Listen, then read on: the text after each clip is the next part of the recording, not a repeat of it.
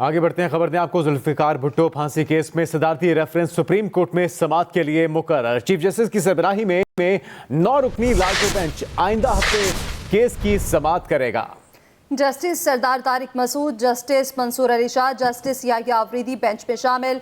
Justice Aminuddin, justice Jamal Bandokhel, justice Mohammad Ali Mazhar भी bench का हिस्सा हैं।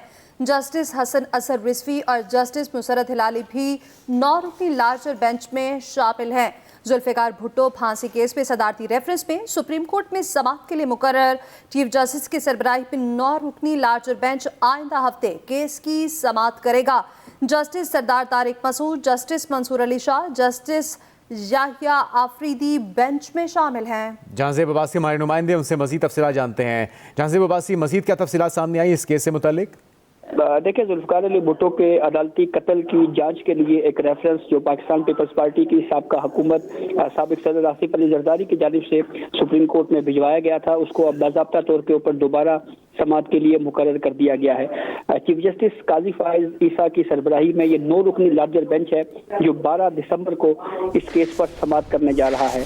इस बेंच में जस्टिस सरदार तारिक मसूद हैं, जस्टिस मंसूर अली शाह हैं, जस्टिस याहिया आफरीदी हैं, जस्टिस अमीनुद्दीन खान हैं, जस्टिस जमाल खान बंदोखेल, जस्टिस मोहम्मद अली मजहर, जस्टिस हसन असर रिजवी और जस्टिस मुसरत हिलाली साहिबा भी इस 9 रुकनी बेंच का हिस्सा हैं। सुप्रीम कोर्ट में मुतअद्दिद बार मुख्तलिफ ऑब्जर्वेशन के जरिए जो जुल्फिकार अली भुट्टो के साथ जो कुछ अदालती तारीख में हुआ उसके ऊपर ऑब्जर्वेशन भी दी गई और ये भी कई बार मुख्तलिफ केसेस में ये ऑब्जर्वेशन भी दी गई कि माजी में जो कुछ जुडिशरी करती रही कम अज कम उसके ऊपर अदलिया को इस पर माफ़ी मांगनी चाहिए। काफ़ी अहम केस है। अब 12 दिसंबर को इस केस पर समाअत के लिए मुकर्रर होने जा रहा है।